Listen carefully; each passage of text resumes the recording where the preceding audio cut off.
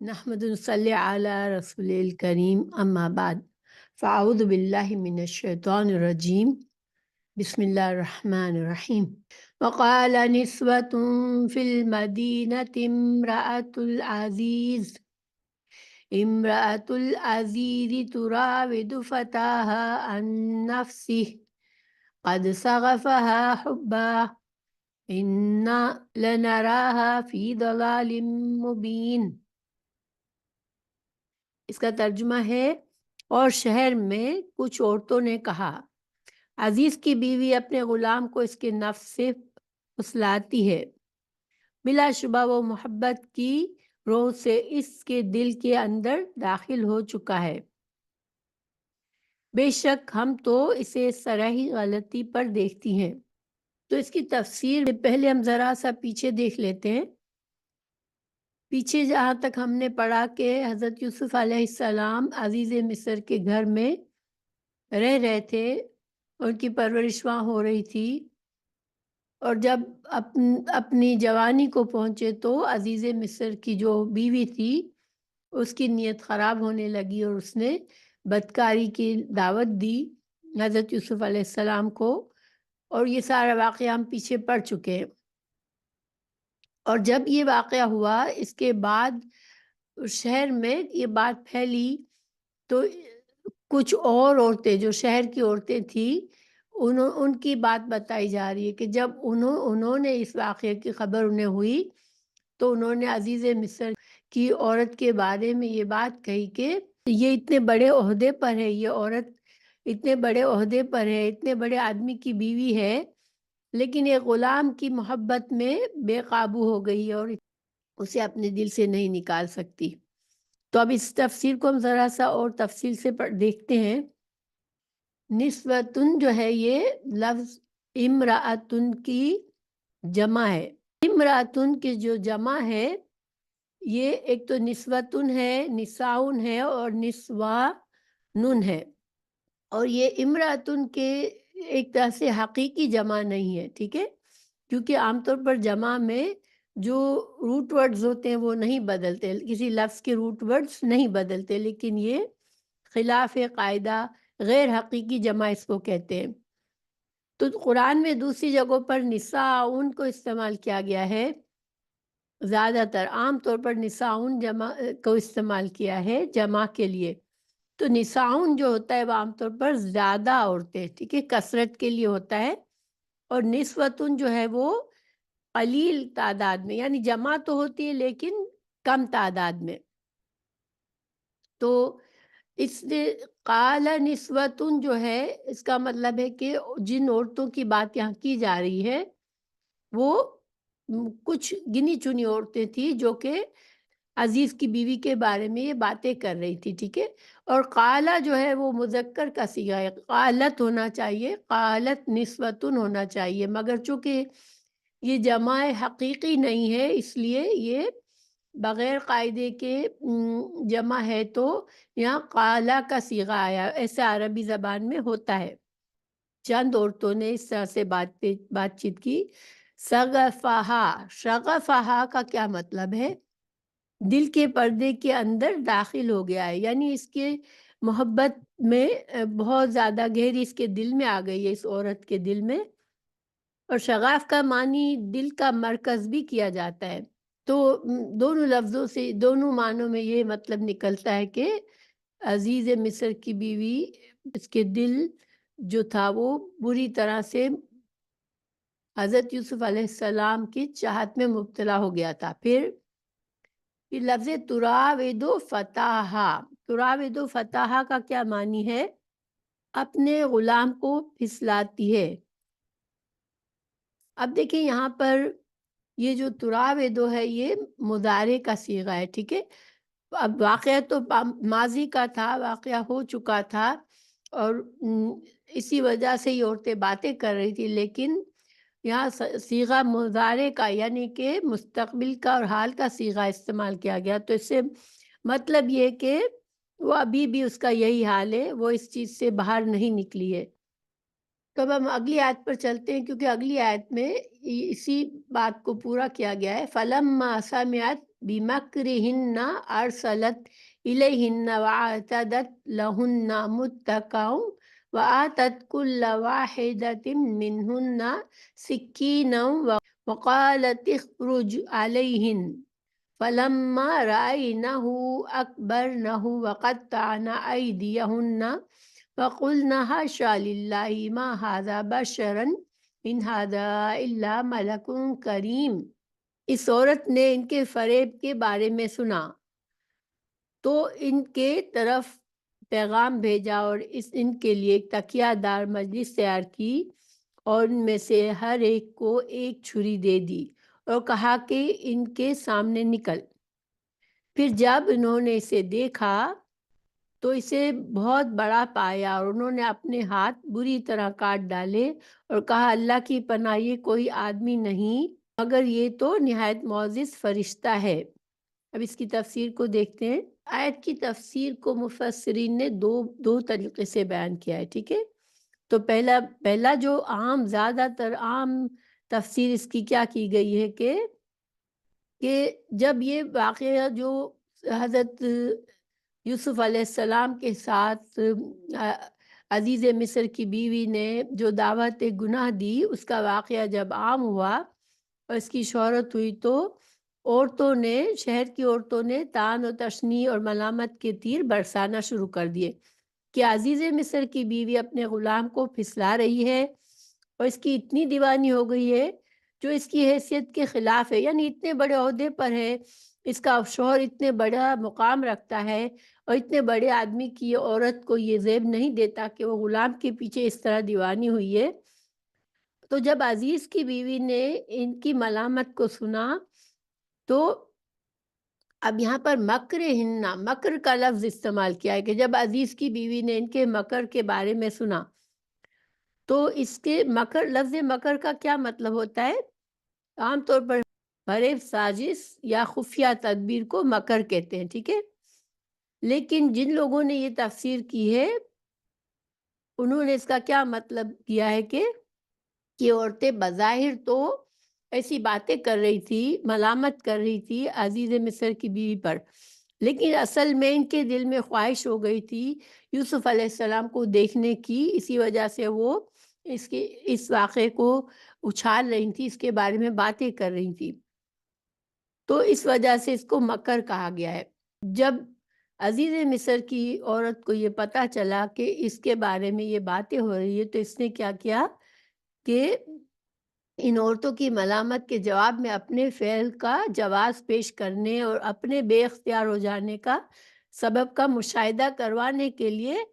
چند عورتوں کو دعوت دی اور ان کے لیے یہ مجلس آراستہ کی۔ اب وہ بتانا چاہ رہی تھی ان عورتوں کو کہ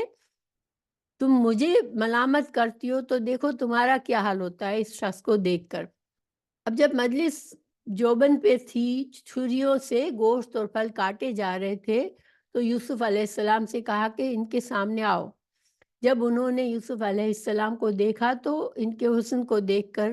ایسی بے خود ہوئی کہ انہیں خیال ہی نہ رہا کہ ہم پھل کاٹ رہے ہیں یا اپنے ہاتھ، اور وہ انہیں دیکھتی رہ گئی اور چھریاں ان کے ہاتھوں سے چل گئی جس سے انہوں نے اپنے ہاتھ بری طرح کاٹ لیے۔ قطعنا جو ہے وہ مبالغے کا صیغہ ہے، یعنی کہ اب اس کے معنی اگر اسی تفسیر میں اس کا معنی یہ ہوا کہ بری طرح ہاتھ کاٹ دیے لیکن ان کو احساس بھی نہ ہوا کہ وہ اپنے ہاتھوں کو کاٹ رہی ہیں، انہیں درد کا احساس نہ ہوا، اور انہوں نے کہا کہ اللہ کی پناہ یہ کوئی آدمی نہیں، یہ تو کوئی معزز فرشتہ ہے۔ اور یا معزز فرشتہ ملک کریم کا مطلب اس تفسیر میں ان علماء نے یہ کیا کہ ان عورتوں نے کہا کہ اس حسن و جمال اتنی خوبصورت شکل کا انسان فرشتہ ہی ہو سکتا ہے۔ تو پھر عزیز کی بیوی نے ان سے کہا کہ یہی ہے جس کے متعلق تم نے مجھے ملامت کی ہے۔ اچھا، یہاں تک کہ پہلی تفسیر ہے، ٹھیک ہے۔ تو اب میں دوسری تفسیر بتا رہی ہوں کہ کچھ اور علماء نے اس کی کیا تفسیر کی ہے۔ دوسرے علماء نے یہ کہا کہ حضرت یوسف علیہ السلام تو چھوٹی عمر سے عزیز مصر کے گھر میں تھے اور ایک غلام کی حیثیت سے رکھے گئے تھے، تو ان کے گھر میں جو لوگ آتے جاتے ہوں گے، جو ظاہر جو عورتیں خاص دوست تھی، جا خاص ان سے تعلق تھا عزیز مصر کا، وہ بھی آتی جاتی رہتی ہوں گی، اور وہ پردے والا گھر تو نہیں تھا، اس ماحول میں پردہ تو نہیں ہوتا تھا، بے پردگی اور مردوں عورتوں کا ساتھ بیٹھنا یہ سارا کچھ تو عام تھا۔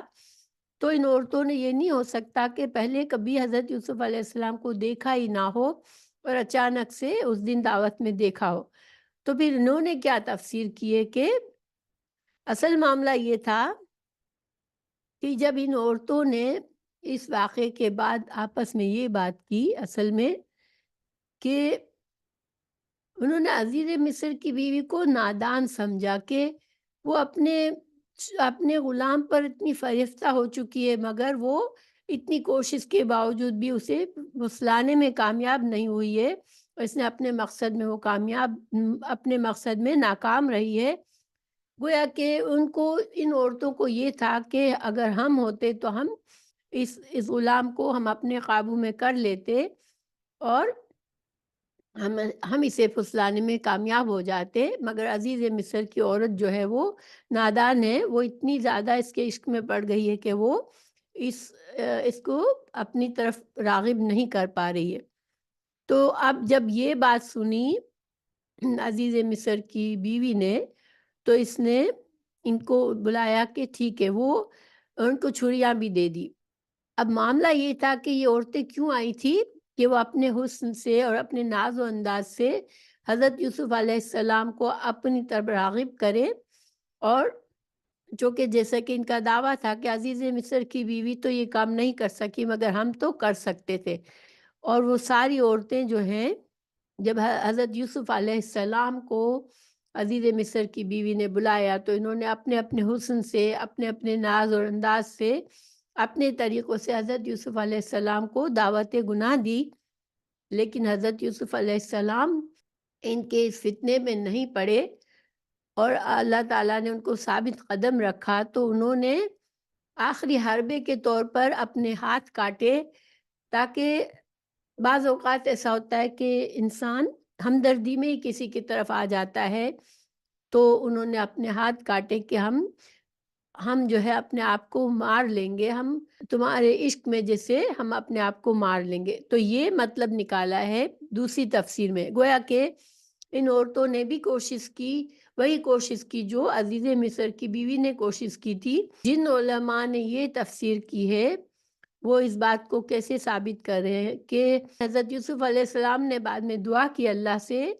رب السجن احب الی مما یدعوننی الی، سورہ یوسف کی آیت نمبر 33 میں، کہ اے میرے رب، مجھے قید خانہ اس سے زیادہ محبوب ہے جس کی طرف یہ سب مجھے دعوت دے رہی ہیں۔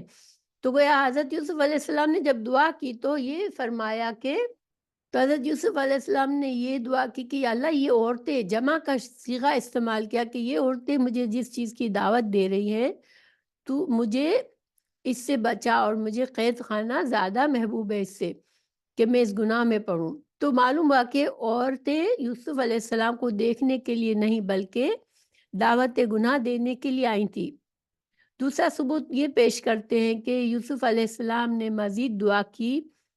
وَإِلَّا تَصْرِفْ عَنِّي كَيْدَهُنَّ أَصْبُ إِلَيْهِنَّ وَأَكُن مِّنَ الْجَاهِلِينَ۔ سورہ یوسف 33 کا ہی دوسرا حصہ ہے کہ اور اگر تو مجھ سے ان کے مکر فریب کو نہ ہٹائے گا اور میں ان کی طرف مائل ہو جاؤں گا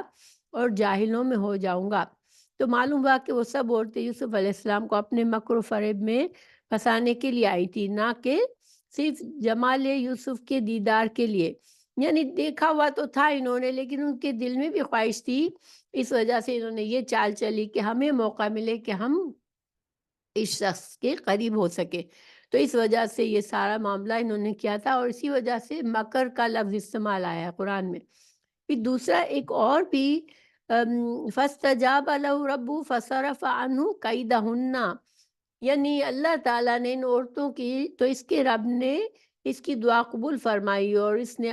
یوسف کو علیہ السلام کو ان عورتوں کے فریب سے ہٹا دیا۔ یہاں بھی جمع کا صیغہ ہے کہ ساری عورتیں اس کو فریب دینا چاہ رہی تھی، مگر اللہ تعالیٰ نے مدد فرمائی اور اس حضرت یوسف علیہ السلام کو بچا لیا۔ اللہ تعالیٰ نے بھی اس دعوت کی کارروائی کو ان سب عورتوں کا مکر و فریب قرار دیا۔ پھر یوسف علیہ السلام نے جب بادشاہ کے خواب کی تعبیر بتائی اور بادشاہ نے انہیں بلایا تو یوسف علیہ السلام نے اس کے قاصد سے کہا کہ اپنے مالک کے پاس جاؤ اور ان سے پوچھو کہ ما بال النسوۃ اللاتی قطعن ایدیہن ان ربی بکیدہن علیم۔ یہ سورہ یوسف کی 85 آیت ہے کہ ان عورتوں کا کیا حال ہے جنہوں نے اپنے ہاتھ کاٹ ڈالے تھے، یقیناً میرا رب ان کے فریب کو خوب جاننے والا ہے۔ تو یہاں بھی ان عورتوں کے ہاتھ کاٹنے کو فریب کہا گیا تھا، جس فریب کے ذریعے وہ حضرت یوسف علیہ السلام کو پھسلانا چاہتی تھی۔ اور پھر بادشاہ نے جب عورتوں کو بلایا اور ان سے کہا کہ ما خطبکن اذ راوتن یوسف عن نفسہ، کہ تمہارا کیا معاملہ تھا جب تم نے یوسف کو اس کے نفس سے پھسلایا۔ تو اب یہ ساری عورتوں نے اگر ہم پہلی تفسیر لیں تو یہ معنی صحیح نہیں نکلتا، ہاں دوسری تفسیر میں یہ معنی نکلتا ہے کہ ان ساری عورتوں نے کوشش کی حضرت یوسف علیہ السلام کو پھسلانے کی۔ تو معلوم ہوا کہ بادشاہ نے بھی ان کے ہاتھ کاٹنے کو یوسف کے حسن و جمال سے بے خود ہو کر ہاتھ کاٹنے کے بجائے اسے ان کی سوچی سمجھی پھسلانے کی سازش قرار دیا۔ تو یہ ساری باتوں سے یہ دوسری تفسیر کو مضبوط کرتی ہے کہ اصل معاملہ یہ تھا ان عورتوں کے آنے کا کہ یہ عورتیں چاہ رہی تھی کہ عزیز کی بیوی جو ہے وہ تو نادان ہے، وہ اس شخص کو، حالانکہ وہ غلام ہے اس کا، پھر بھی وہ اس کو اپنی مرضی کے مطابق چلانے میں کامیاب نہیں ہوئی، لیکن ہم اس کو پھسلا سکتے ہیں، ہمارے اندر وہ ہنر ہے کہ ہم اس کو اپنی طرف راغب کر لیں گے، اس لیے وہ آئی تھی۔ تو بہرحال جو بھی ہے اللہ عالم، یہ دو تفسیریں اس کے بارے میں کی جاتی ہیں۔ اور ملک کریم جو انہوں نے کہا بادشاہ کے سامنے، ان ھذا الا ملک کریم، تو پھر دوسری تفسیر کے لحاظ سے اس کا یہ مطلب ہے کہ جب ان عورتوں نے بھی کوشش اپنی پوری کر لی کہ حضرت یوسف علیہ السلام کو پھسلائیں اور وہ اس گناہ پر راضی نہیں ہوئے، تو انہوں نے کہا کہ یہ تو انسان ہے ہی نہیں، کیونکہ کوئی آدمی اتنے زیادہ گناہ کی دعوت کو نہیں ٹھکرا سکتا، تو یہ تو کوئی پاک باز فرشتہ ہے، پاکیزہ فرشتہ ہے، جو کہ جس کے اوپر ہمارے ساری چالوں کا اثر نہیں ہو رہا۔ اگلی آیت پر چلتے ہیں۔ قالت لکن الذی لمتننی فیہ ولقد راودتہ عن نفسہ فاستعصم وَلَئِن لَّمْ يَفْعَلْ مَا آمُرُهُ لَيُسْجَنَنَّ وَلَيَكُونًا مِّنَ الصَّاغِرِينَ۔ تو پھر عزیز کی بیوی نے کہا، عزیز مصر کی بیوی نے کہا کہ یہ وہی ہے جس کے بارے میں تم نے مجھے ملامت کی تھی، بلا شبہ یقیناً میں نے اس کے نفس سے اس کو پھسلایا، مگر یہ صاف بچ گیا، اور واقعی اگر اس نے یہ نہ کیا جو میں اسے حکم دیتی ہوں تو وہ اسے ضرور ہی قید کیا جائے گا اور یہ ضرور ہی ذلیل ہونے والوں میں سے ہوگا۔ تو اب عزیز مصر کی بیوی نے ان عورتوں سے کہا، جب وہ بھی ناکام رہی حضرت یوسف علیہ السلام کو پھسلانے میں، تو پھر عزیز مصر کی بیوی نے بولا کہ دیکھو یہ ہے جس کی وجہ سے تم مجھے تانے دے رہی تھی، یعنی تم مجھے میرے بارے میں باتیں بنا رہی تھی، لیکن تم خود بھی اس شخص کو اپنی طرف راغب کرنے میں ناکام ہوئی۔ پھر اس نے کھل کر کہا کہ میں نے تو کوشش کی مگر وہ صاف بچ گیا۔ فاستعصم اس میں مبالغہ ہے، یعنی کہ حضرت یوسف علیہ السلام بالکل بچ گئے، صاف بچ گئے، اس عورت کو کوئی تسلی نہیں ہوئی اپنی کوشش پر۔ اور لَيُسْجَنَنَّ کا معنی ہے، یہ نون جو ہے یہ تاکید کا نون ہے، اسے ضرور ہی قید کیا جائے گا۔ وہ پوری تاکید سے زور دے کے یہ بات کہہ رہی ہے کہ اگر حضرت یوسف علیہ السلام نے اگر اس کی بات نہیں مانی اور وہ نہ کیا جو میں کرنا چاہ رہی ہوں، تو پھر اس کو ضرور قید خانے میں داخل کیا جائے گا، اس کو ذلیل کیا جائے گا۔ قال رب السجن احب الی مما یدعوننی الیہ والا تصرف عنی کیدہن اصب الیہن واکن من الجاہلین۔ تو یوسف علیہ السلام کے لیے یہ بڑا سخت امتحان کا وقت تھا، اور اس آیت کا ترجمہ ہے، انہوں نے دعا کی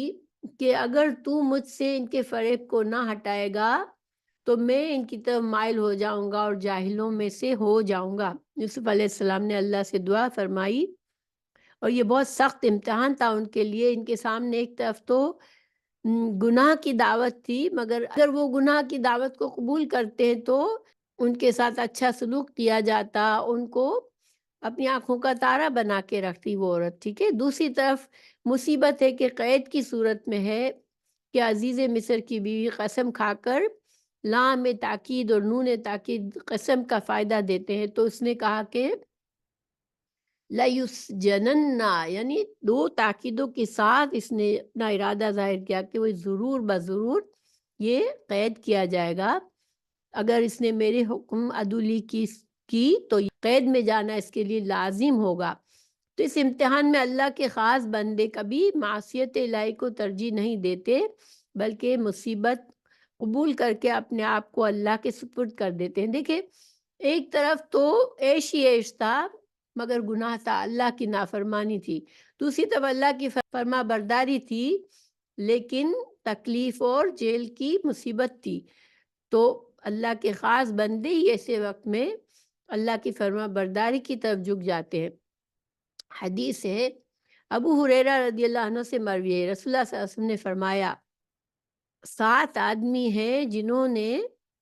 جنہیں اللہ تعالیٰ اس دن اپنے سائے میں جگہ دے گا جس دن اس کے عرش کے سائے کے علاوہ کوئی سایہ نہیں ہوگا۔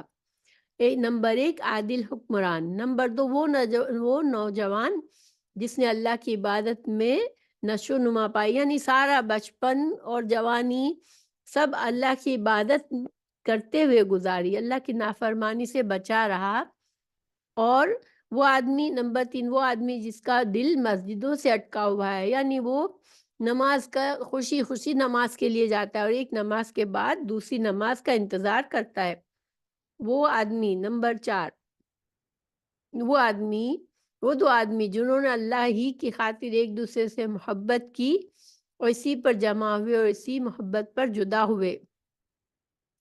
نمبر 5 وہ آدمی جسے کسی اثر و رسوخ اور حسن و جمال والی عورت نے اپنی طرف بلایا مگر اس نے کہا میں اللہ سے ڈرتا ہوں۔ تو یہاں پر حضرت یوسف علیہ السلام اس بات پر پورے اترتے ہیں کہ اللہ کے خوف کی وجہ سے جیل کی تکلیف کو زیادہ پسند فرمایا کہ بجائے اس نے کہ وہ ناز و نعم اور نعمتوں کے ملنا اور ان عورتوں کی دعوت گناہ کو قبول کرنا، اس سے بچنے سے۔ نمبر 6 وہ آدمی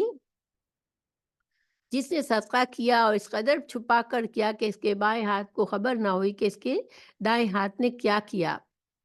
وہ آدمی۔ نمبر 7 وہ آدمی جس نے تنہائی میں اللہ کو یاد کیا تو اس کی آنکھوں سے آنسو بہہ پڑے۔ تو اللہ سے دعا اللہ تعالیٰ ہمیں ان میں شامل کرے جو اللہ تعالیٰ قیامت کے دن انہیں اپنے عرش کے سائے میں جگہ دے گا، آمین۔ پھر دیکھیے اس آیت میں ایک اہم بات، کچھ سبق ملتی ہے ہمیں کہ حضرت یوسف علیہ السلام نے فرمایا کہ دعا فرمائی اللہ سے کہ اللہ تو مجھے بچا، ٹھیک ہے۔ تو گویا کہ اگر اللہ تعالیٰ مدد نہ کرے اور دستگیری نہ ہو تو کوئی شخص بھی اپنے آپ کو گناہ سے، خصوصاً عورتوں کے فتنے سے نہیں بچا سکتا۔ یعنی یہ توفیق بھی اللہ تعالیٰ ہی دیتا ہے، اللہ تعالیٰ اپنے خاص بندوں کو گناہوں میں پڑنے سے بچا لیتا ہے۔ دوسرا یہ کہ جب کوئی شخص اپنے علم کے مطابق عمل نہیں کرتا تو وہ جاہل برابر ہے، کیونکہ حضرت یوسف علیہ السلام نے کیا کہا کہ یا اللہ اگر تو مجھے نہیں بچائے گا تو میں جاہلوں میں شامل ہو جاؤں گا۔ یعنی حضرت یوسف علیہ السلام کہہ رہے ہیں یہاں پر یا اللہ میں جانتا ہوں یہ تیری نافرمانی کا کام ہے اور میں اس سے بچنا چاہتا ہوں، مگر تو میری مدد نہیں کرے گا تو میں خود کو نہیں بچا پاؤں گا، اور اگر میں نے گناہ کر دیا علم کے باوجود، مجھے معلوم ہونے کے باوجود کہ یہ کام تجھے ناپسند ہے، تو میں جاہلوں میں ہو جاؤں گا۔ یعنی جاہل لا علم ہوتا ہے نا، جاہل اسے کہتے ہیں، ایک تو جسے علم نہیں ہوتا، دوسرا جاہل وہ ہوتا ہے جو علم کے باوجود جذبات اس پر غالب ہو جاتے ہیں اور وہ گناہ کرتا ہے، وہ بھی جاہل ہی ہوتا ہے۔ اب یہاں یوسف علیہ السلام پیغمبر تھے، اللہ کے نبی تھے، مگر وہ اپنی پیغمبرہ شان، اپنی طہارت اور پاک دامنی پر قطعی دعویٰ نہیں کرتے اپنی کہ میں اتنا پاک دامن ہوں، بلکہ وہ اپنے آپ کو حالات کا مقابلہ کرنے سے عاجز قرار دیتے ہیں، ٹھیک ہے۔ اور یہی فرمایا کہ عفت اور پاک دامنی پر ثابت قدم رکھنا اللہ ہی کے ہاتھ میں ہے، وہ اگر توفیق نہ دے تو میں نفس اور شیطان کے فریب میں آ کر گناہ کی طرف مائل ہو جاؤں گا۔ تو اس سے ہمیں کیا سبق ملتا ہے کہ دیکھیں انسان کو کبھی یہ چاہے کتنا بھی نیک انسان ہو، یہ نہیں سوچنا چاہیے، اپنے اوپر اعتماد نہیں کرنا چاہیے کہ میں تو اتنا نیک ہوں، میں تو اتنا اللہ کے قریب ہوں کہ میں ہر گناہ کو سے بچ سکتا ہوں، میں ہر گناہ سے دور رہ سکتا ہوں، کیونکہ یہ توفیق اللہ کی ہوتی ہے۔ اللہ اپنے نیک بندوں کو ضرور بچاتا ہے، اس کی مدد فرماتا ہے، لیکن انسان کو ہمیشہ اللہ کے سامنے خود کو عاجز کر کے دعا مانگنی چاہیے کہ اللہ مجھے ہدایت پر قائم رکھ، اللہ مجھے گناہوں سے بچا، ٹھیک ہے۔ کبھی انسان کو اپنے پاک بازی کا غرور نہیں ہونا چاہیے، یہ گمان نہیں ہونا چاہیے کہ میں بہت پاک باز ہوں اور میں فتنوں کا مقابلہ کر سکتا ہوں۔ اب اگلی آیت پر چلتے ہیں۔ فاستجاب له ربه فصرف عنه كيدهن انه هو السميع العليم۔ اللہ سبحانہ تعالیٰ نے اس کے رب نے اس کی دعا قبول کر لی، پس اس سے ان عورتوں کا فریب ہٹا دیا، بے شک وہی سب کچھ سننے والا اور جاننے والا ہے۔ دیکھیے اب اللہ تعالیٰ نے جب یوسف علیہ یہ دعا قبول فرمائی تو یوسف علیہ السلام کا حسن تو پھر بھی تھا، وہ خوبصورت تھے، لیکن اس کے بعد اس دعا کے بعد اللہ نے ان کو مکمل طور پر محفوظ رکھا اور کسی عورت نے ان کو اسلام پھسلانے کے لیے کوشش نہیں کی، اور کسی عورت سے اس فتنے میں حضرت یوسف علیہ السلام کو نہیں پڑنا پڑا۔ ہمارے پیارے رسول صلی اللہ علیہ وسلم کو بھی اللہ تعالیٰ نے اس فتنے سے بچایا تاکہ کسی عورت نے اس قسم کی دعوت دینے کی جرات نہیں کی، حالانکہ حسن و جمال کا اندازہ آپ سے اعظم کے حسن و جمال کا بھی اندازہ نہیں ہو سکتا، یعنی کہ اللہ تعالیٰ اپنے نیک پاک لوگوں کا ایک رعب رکھتا ہے۔ اللہ تعالیٰ نبوت جب دیتا ہے تو اس کی ایک ذرا ڈال دیتا ہے اس کے اوپر کہ ایسی بدکار عورتوں کو ہمت ہی نہیں ہوتی کہ وہ اس طرح سے جرت کرے اور دعوت گناہ دے۔ حضرت یوسف کا علیہ السلام کا معاملہ یہ تھا کہ اللہ تعالیٰ کو اس آزمائش سے ان کو گزارنا تھا، تو یہ واقعہ پیش آیا۔ پھر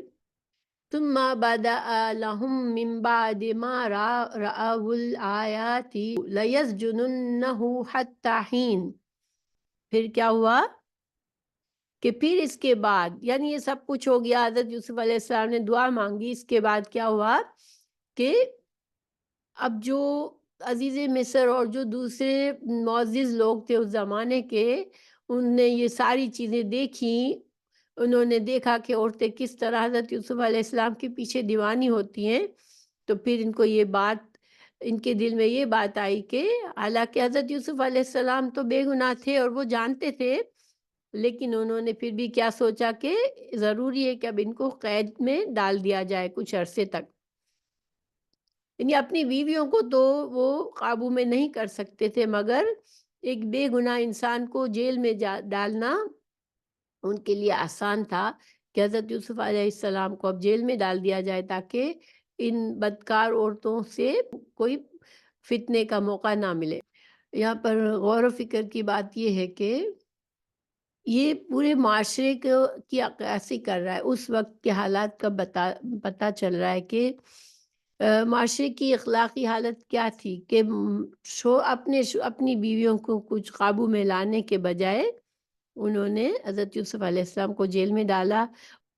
اور دیکھیے حضرت یوسف علیہ السلام کو جو اس طرح سے جب جیل میں ڈالا، گویا کہ کچھ لوگوں کو تو معلوم، جن لوگوں نے جیل میں ڈالا ہوگا ان سب کو تو معلوم تھا کہ حضرت یوسف علیہ السلام بے قصور ہے، لیکن جب اس طرح کے واقعات ہوتے ہیں تو لائن لوگ پھر یہ بھی سوچ سکتے ہیں کہ شاید حضرت یوسف علیہ السلام کا گناہ ہوگا، وہ گناہ گار ہوں گے، گویا کہ ایک طرح سے آپ ایک پاک باز انسان کے نام پر بھی ایک برائی کا الزام لگ سکتا ہے اس طرح سے۔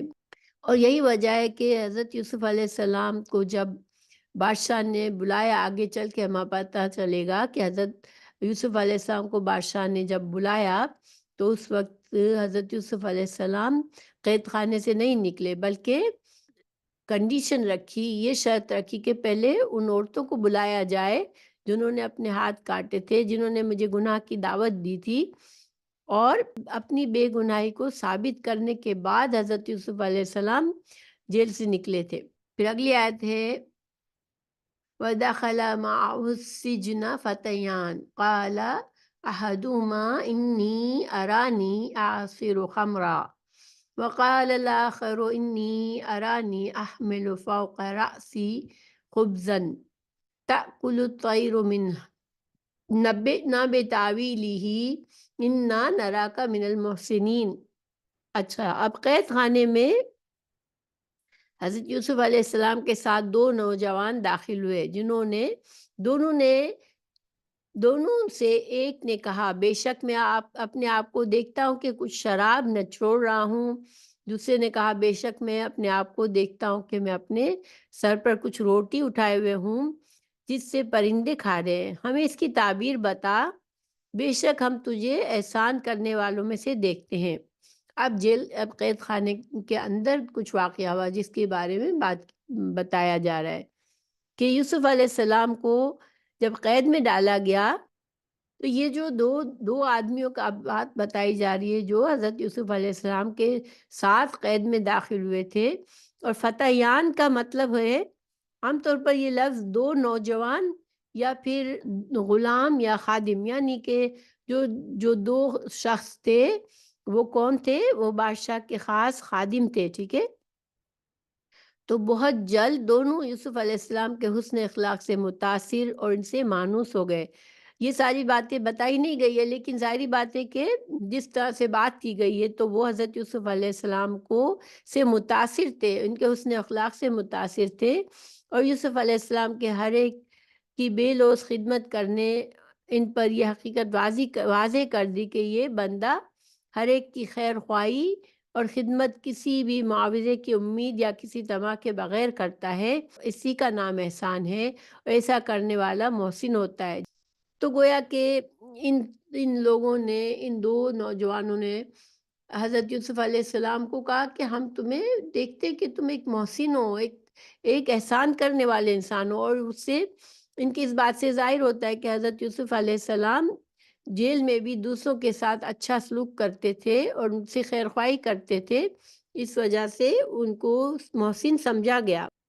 اور ظاہری بات ہے، حقیقت بھی ہے کہ جب ایک انسان دوسروں سے ہمیشہ اچھا سلوک کرتا ہے، وہ اس انتظار میں نہیں رہتا کہ کوئی مجھ سے اچھا کرے، لوگ اسے پہچان لیتے ہیں کہ یہ ایک خیر خواہ اور اچھا آدمی ہے۔ اور ظاہری بات ہے اللہ تعالیٰ جسے رسالت کے لیے چنے وہ احسان کرنے والے ہی ہوتے ہیں، اچھے انسان ہوتے ہیں۔ رسول اللہ صلی اللہ علیہ وسلم میں بھی یہ صفت خاص طور سے پائی جاتی تھی، اور جو حضرت خدیجہ رضی اللہ عنہ نے رسول اللہ صلی اللہ علیہ وسلم کی صفات کا ذکر کیا حدیث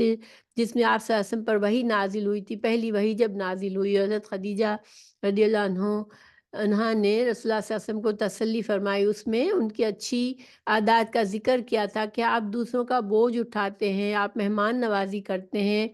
مصیبت میں لوگوں کی مدد کرتے ہیں، لوگوں کو ذریعہ معاش مہیا کرتے ہیں۔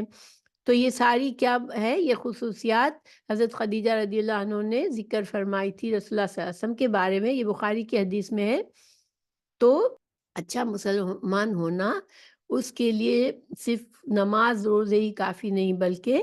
لوگوں کے ساتھ خیر خواہی بھی ہونی چاہیے، بندوں کے ساتھ احسان کا معاملہ کرنا چاہیے۔ تو اب حضرت یوسف علیہ السلام کی شہرت کی وجہ سے یہ دونوں نے اپنا خواب ان کو سنایا جیل میں، اور ان سے اس کی تعبیر پوچھی، اور جس طرح انہوں نے کہا کہ آپ ہمیں تعبیر بتائیں، آپ اچھی تعبیر بتاتے ہیں، گویا کہ شاید حضرت یوسف علیہ السلام نے پہلے بھی لوگوں کے خوابوں کی تعبیر بتائی ہوگی جو کہ درست نکلی ہوگی، کیونکہ اللہ تعالیٰ نے یہ علم خاص طور پر دیا تھا حضرت یوسف علیہ السلام کو۔ دیکھیے، احسان جو ہے بندوں کے ساتھ بھی ہوتا ہے، اور احسان کی صفت اللہ کے ساتھ عبادت اس طرح سے انسان عبادت کرے جسے اللہ کو دیکھتا ہے، تو یہ بھی احسان ہے۔ یہ حضرت جبرائیل علیہ السلام کی حدیث سے ہمیں پتہ چلتا ہے۔ اب حضرت یوسف علیہ السلام نے ان کے خواب سن کے ان سے کیا کہا؟ یوسف علیہ السلام نے فرمایا کہ اس سے پہلے بھی اللہ کے دین اور توحید پر قائم تھے۔ قال لا یأتیکما طعام ترزقانہ الا نبأتکما بتأویلہ قبل ان یأتیکما ذالکما مما علمنی ربی انی ترکت ملت قوم لا یؤمنون باللہ وہم بالآخرۃ ہم کافرون۔ تو اب اس کا ترجمہ ہے، حضرت یوسف علیہ السلام نے کہا تمہارے پاس وہ کھانا نہیں آئے گا جو تمہیں دیا جاتا ہے، مگر میں تمہیں اس کی تعبیر اس سے پہلے بتا دوں گا وہ تمہارے پاس آئے۔ یعنی کہ تم کو جو جیل میں کھانا دیا جاتا ہے اور اس کا ظاہر وقت مقرر ہوگا، تو حضرت یوسف علیہ السلام نے ان کو بتایا کہ میں تمہارے خواب کا جواب دوں گا اس سے پہلے کہ کھانے کا وقت ہو اور کھانا تمہارے پاس لایا جائے۔ یہ اس میں سے ہے جو میرے رب نے مجھے سکھایا ہے، یعنی میں یہ ضرور بتاؤں گا تعبیر، کیونکہ یہ علم اللہ نے مجھے سکھایا ہے، ٹھیک ہے۔ یعنی حضرت یوسف علیہ السلام نے اللہ کی طرف اس کی نسبت کی کہ یہ جو علم ہے تعبیر کا، وہ میں اپنی طرف سے نہیں بتاؤں گا، یہ اللہ تعالیٰ نے مجھے علم دیا ہے، اور بے شک میں نے اس قوم کا دین چھوڑ دیا ہے جو اللہ پر ایمان نہیں لاتے اور وہ آخرت کے ساتھ بھی کفر کرنے والے ہیں۔ تو گویا کہ اس سے ہمیں پتہ چلتا ہے کہ یوسف علیہ السلام یہ سارے وقت میں اللہ کی دین پر تھے، توحید پر قائم تھے، ٹھیک ہے۔ یعنی جب حضرت یعقوب علیہ السلام سے ان کو الگ کر دیا گیا، اپنے گھر سے ان کو کنویں میں بھائیوں نے پھینکا، اور پھر وہ سارا وقت مصر میں گزارا، مگر اس پورے دورانیے میں حضرت یوسف علیہ السلام توحید پر قائم تھے۔ تو قید میں اللہ تعالیٰ نے یہ حکمت رکھی کہ دنیا کے معاملات سے فراغت اور خلوت نصیب ہوئی، تو ذکر و فکر کا موقع زیادہ ملا، کفار کے تعلق سے دل خالی ہوا، تو سینہ علم نبوت کے نور سے اور زیادہ روشن ہو گیا۔ یعنی کہ ایک حکمت جو تھی ان کو جیل میں رہنے کے بعد، جیل میں انسان ظاہر ہے کہ اب ان کو اور ذمہ داریاں جو جہاں اور معاملات نہیں ان کے ساتھ ہو رہے تھے، تو ان کو یہ بھی موقع ملا حضرت یوسف علیہ السلام کہ وہ اللہ کی طرف راغب ہو جائے اور اللہ کی عبادت میں اور اپنے ذکر اور فکر میں گزارے۔ تو اب ان دونوں کو یوسف علیہ السلام سے خواب کی تعبیر پوچھنے کی ضرورت پڑی، تو یوسف علیہ السلام نے یہ ضروری سمجھا کہ پہلے انہیں توحید اور آخرت پر ایمان کی دعوت دے، بعد میں خواب کی تعبیر بتائیں، اس لیے ان سے بات کا کچھ وقت لے لیا، مگر ساتھ ہی ان کو تسلی کر دی کہ وہ گھبرا نہ جائے۔ کہا کہ کھانا جو تمہیں دیا جاتا ہے ان کے آنے سے پہلے میں تمہیں ہر حال میں تعبیر بتا دوں گا۔ کھانا آنے سے پہلے کے لفظ سے معلوم ہوتا ہے کہ کھانے کا وقت قریب ہی تھا۔ تو دیکھیں یہاں پر حکمت ہمیں کیا نظر آتی ہے کہ حضرت یوسف علیہ السلام نے اس موقع کو اچھا سمجھا کہ یہ دونوں میری بات سنیں گے، کیونکہ ان کو تعویل اپنے خواب کی تعبیر سننی تھی، تو یہ اس وقت وہ میری طرف متوجہ ہے، تو پہلے میں ان کو دین کی بات بتا دوں، توحید کا پیغام دے دوں، اس کے بعد میں ان کو تعبیر سناؤں، اس وجہ سے انہوں نے یہ وقت لیا۔ اور پھر فرمایا کہ ذالکما مما علمنی ربی، یعنی کہ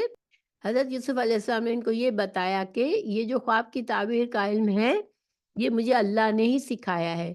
اس علم میں سے ہے یہ جو اللہ نے مجھے سکھایا ہے۔ گویا کہ اللہ تعالیٰ نے ان کو شریعت کا علم دیا تھا، حکمت عطا فرمائی تھی، معیشت کو سنبھالنے کا جو علم وہاں رہ کر سیکھا، حضرت یعنی عزیز مصر کے ہاں انہوں نے جو دوسرا علم بھی سیکھا، یہ بھی اللہ ہی کی طرف سے تھا، اور امانت دار اللہ تعالیٰ اپنے جن کو نبی بناتا ہے، جن کو نبوت کے لیے چنتا ہے، ان کو اللہ تعالیٰ ہی ان کو وہ ضروری علم بھی عطا فرماتا ہے۔ اور یہاں پر یہ کہنے کا مقصد یہ بھی ہے کہ حضرت یوسف علیہ السلام واضح کر رہے ہیں کہ یہ جو تعبیر میں بتاؤں گا وہ ایک اندازہ یا میری ذہن کی پیداوار نہیں ہوگی، بلکہ میں حقیقی علم کے ساتھ کروں گا۔ اور دیکھیں یہاں پر ایک بات ہمیں اندازہ ہوتا ہے کہ اللہ تعالیٰ اپنے انبیاء کو وہ علم سکھاتے ہیں جس زمانے میں زیادہ ضرورت ہوتی ہے. جیسے کہ حضرت یوسف علیہ السلام کے زمانے میں بادشاہ کے دربار میں کاہن ہوا کرتے تھے، اور جو مشیر ہوتے تھے وہ خواب کی تعبیر کے علم میں ماہر ہوا کرتے تھے. ٹھیک ہے، اس وجہ سے اب یہاں پر ضرورت تھی کہ حضرت یوسف علیہ السلام کو یہ علم سکھایا جائے. اور جیسے کہ آگے ہمیں پتہ چلے گا کہ اسی طرح خواب آیا بادشاہ کو اور اس کی تعبیر کی جاننے کی ضرورت ہوئی، تو حضرت یوسف علیہ السلام نے اس کی تعبیر فرمائی. جس سے حضرت موسیٰ علیہ السلام کے زمانے میں جادو عام تھا، تو حضرت موسیٰ علیہ السلام کو ایسے معجزات دیے اللہ تعالیٰ نے جو کہ جادو کا توڑ تھے. تو ہم یہ سمجھ سکتے ہیں کہ یہ جو خواب کی تعبیر بتانا یہ ایک معجزہ تھا جو حضرت یوسف علیہ السلام کو اللہ نے عطا فرمایا تھا. تو حضرت یوسف علیہ السلام نے جب ان کو یہ بتایا کہ یہ نعمت، یہ خوابوں کی تعبیر کا علم جو ہے اللہ کی طرف سے مجھے ملا ہے، پھر انہوں نے دعوت توحید یہ کہہ کر دی کہ انی ترکتو، میں نے ان لوگوں کی ملت اور ان کے دین کو ان میں رہنے اور جوان ہونے کے باوجود چھوڑے رکھا، کبھی اختیار ہی نہیں کیا. جو اللہ پر ایمان نہیں رکھتے اور آخرت کے بھی وہ منکر ہیں، کیونکہ ایسے لوگ ان علوم کے لائق ہی نہیں ہوتے. یہاں پر ہمیں یہ پتہ چلتا ہے کہ حضرت یوسف علیہ السلام حالانکہ اس کے گھر میں رہے، عزیز مصر کے گھر میں رہے، اور جو کہ مسلمان نہیں تھے، تو اس ماحول میں رہ کر بھی حضرت یوسف علیہ السلام نے اپنی توحید کا، اللہ کے دین کو نہیں چھوڑا تھا. پھر آگے فرمایا وَاتَّبَعْتُ مِلَّةَ آبَائِي إِبْرَاهِيمَ وَإِسْحَاقَ وَيَعْقُوبَ مَا كَانَ لَنَا أَن نُشْرِكَ بِاللَّهِ مِن شَيْءٍ ذَلِكَ مِن فَضْلِ اللَّهِ عَلَيْنَا وَعَلَى النَّاسِ وَلَكِنَّ أَكْثَرَ النَّاسِ لَا يَشْكُرُونَ. تو پھر انہیں اپنے اور اپنے آبا کا تعارف کروایا، کیونکہ داعی کی شخصیت بھی دعوت قبول کرنے میں مددگار ہوتی ہے. چنانچہ فرمایا کہ میں نے اپنے آبا ابراہیم، اسحاق اور یعقوب کی ملت اور ان کے دین کی پیروی کی ہے، جس کا حاصل یہ ہے کہ یہ ہو ہی نہیں سکتا کہ ہم کسی صورت اللہ کے ساتھ کسی بھی چیز کو شریک کریں، خواہ وہ آدمی ہو یا فرشتہ، جن ہو یا بھوت پری، بت ہو یا قبر، پتھر ہو یا درخت، چاند، سورج، ستارے، غرض کسی کو بھی ہم ہرگز اللہ کے شریک نہیں بناتے. ما کان لنا، یہاں پر انہوں نے کہا ما کان لنا، کہ ہمارے لیے یہ جائز ہی نہیں ہے. کانا کے ساتھ تاکید کے ساتھ کہا کہ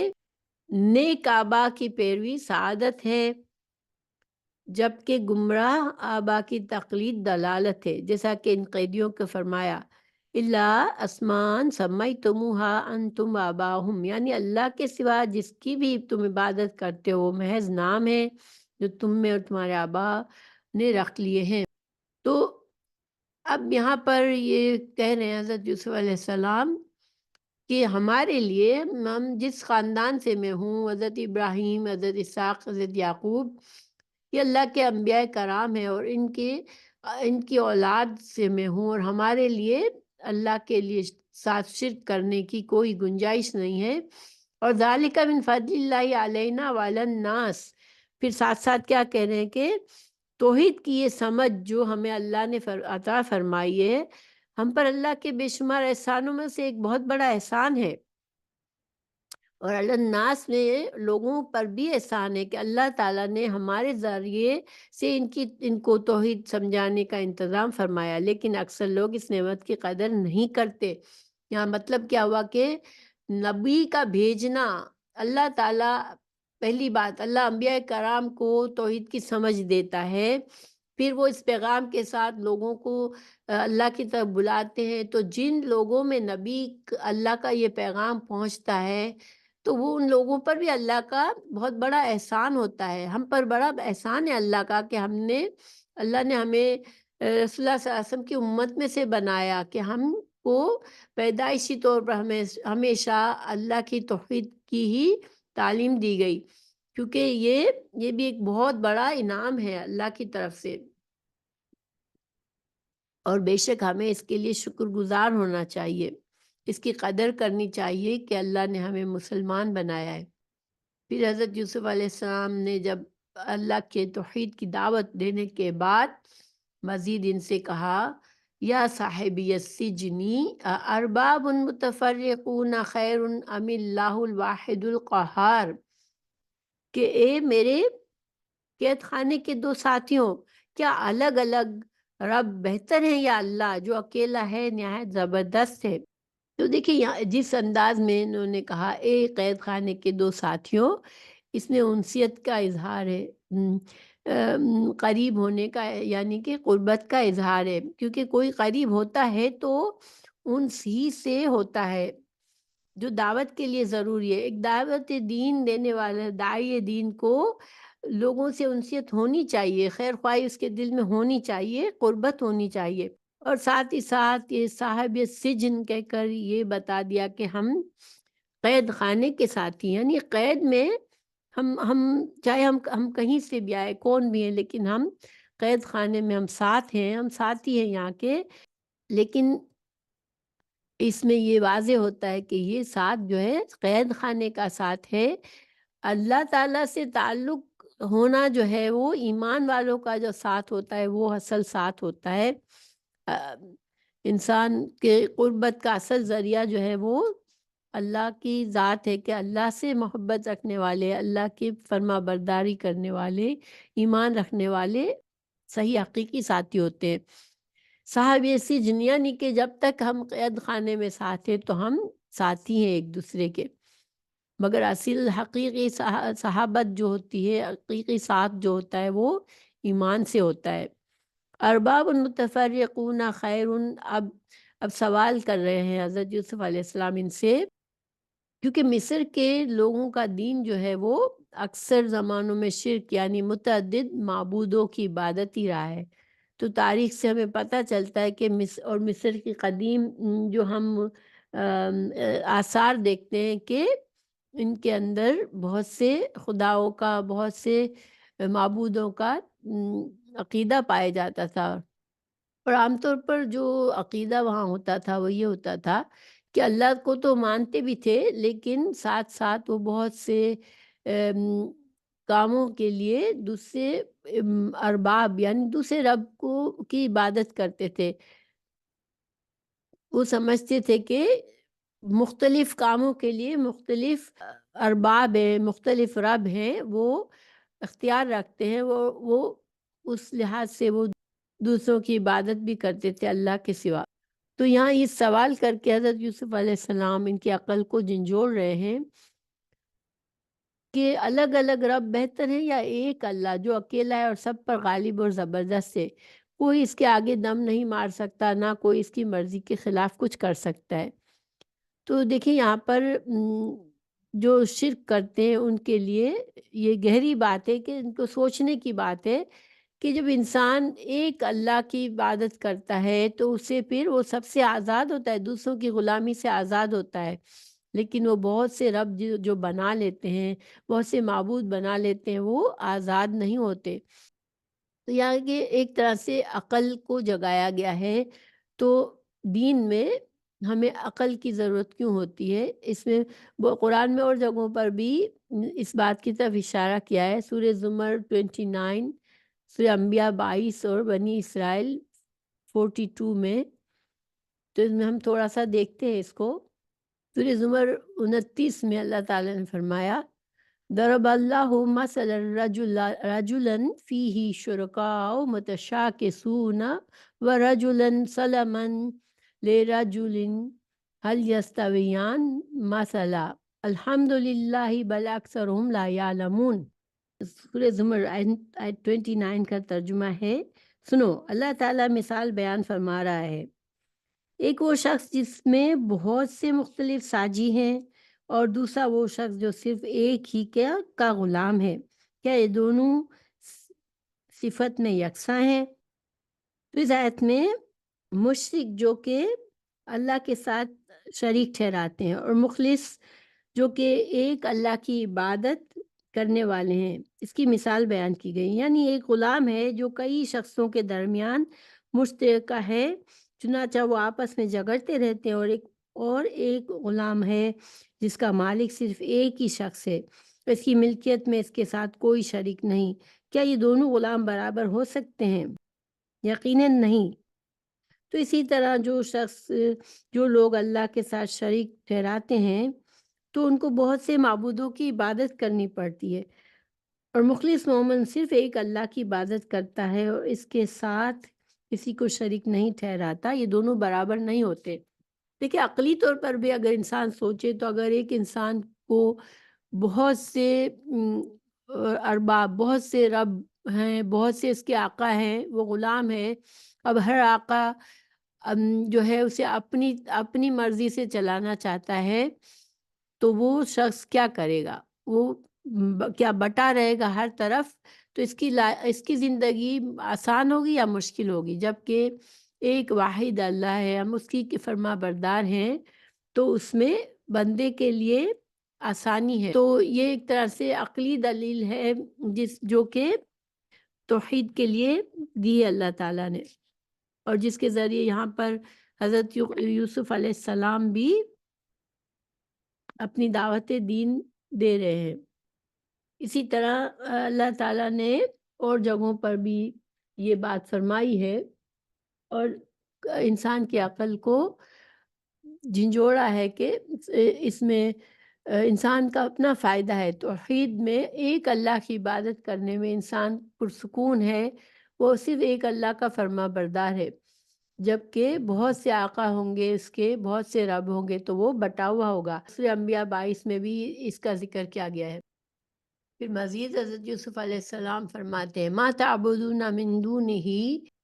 الا اسماء سمیتموها انتم آباؤکم ما انزل اللہ بها من سلطان ان الحکم الا للہ امر الا تعبدوا الا ایہ ذلک الدین القیم ولکن اکثر الناس لا یعلمون، جس کا ترجمہ ہے، ایک قید خانے کے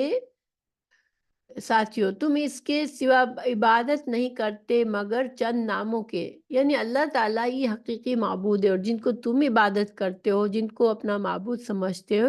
وہ صرف کچھ نام ہے جو تم نے اور تمہارے باپ دادا نے رکھ لی ہے۔ اللہ نے اس کے بارے میں کوئی دلیل نہیں اتاری۔ حکم اللہ کے سوا کسی کا نہیں، اس نے حکم دیا ہے کہ اس کے سوا اور کسی کی عبادت مت کرو، یہی سیدھا دین ہے، اور لیکن اکثر لوگ نہیں جانتے۔ تو پہلے تو حضرت یوسف علیہ السلام نے ان کو سوال کیا کہ ایک رب اچھا ہے یا کئی رب کا غلام ہونا اچھا ہے؟ اب یہ بات ان کے عقل کو جگانے کے بعد جو ہے وہ ان کو بتا رہے ہیں کہ جن معبودوں کی عبادت تم کرتے ہو وہ حقیقت میں کیا ہے؟ وہ معبود کوئی موجود نہیں ہے، نہ اللہ تعالیٰ نے اس کی کوئی دلیل دی ہے، یہ صرف فرضی نام ہے، صرف خیالی چیزیں ہیں جن کے نام تم نے اور تمہارے آباء و اجداد نے رکھ لیے ہیں۔ یعنی اصل حکم جو ہے وہ اللہ ہی کا ہے، اللہ کے سوا کسی کا ہے ہی نہیں، نہ قدری حکم نہ شرعی، یعنی نہ کائنات کا نظام اس کے سوا کسی کو کوئی حکم چلتا ہے، یعنی ساری کائنات اللہ ہی کے حکم سے چلتی ہے، یعنی اللہ ہی تعالیٰ ہے، اللہ تعالیٰ یہ جو سورج کو چلنے کا حکم دے اور وہ اسے روک دے، یا کسی کو مارنا چاہے یا اسے مرنے نہ دے، نہ شریعت اور نہ عبادت میں اس کے سوا کسی کو اپنا حکم چلانے کی اجازت ہے۔ اس کا حکم ہے کہ تم اس کے سوا کسی کی عبادت مت کرو، یہی سیدھا اور محکم و مضبوط دین ہے، لیکن اکثر لوگ نہیں جانتے، اس لیے وہ شرک کے گورکھ دھندے میں پڑ جاتے ہیں۔ حقیقت یہ کہ یوسف علیہ السلام کی یہ تقریر ملت ابراہیم یعنی اسلام کی بہترین مختصر ترجمانی ہے، یعنی اس ایک جملے میں حضرت یوسف علیہ السلام یہ واضح کر رہے ہیں کہ کائنات میں اگر کوئی کسی کا حکم چلتا ہے تو وہ صرف اللہ ہی کا حکم چلتا ہے، اور باقی سب خیالی چیزیں ہیں، انسان کی خواہشات سے فرضی چیزیں بنا لی گئی ہیں۔ اللہ ہی ہے جو سب کچھ کرنے والا ہے، اس کائنات کو چلانے والا ہے۔ تو ہم یہاں پر اس تفسیر کو روکتے ہیں، اگلے آیات میں حضرت یوسف علیہ السلام ان قیدیوں کو ان کے خواب کی تعبیر بتائیں گے۔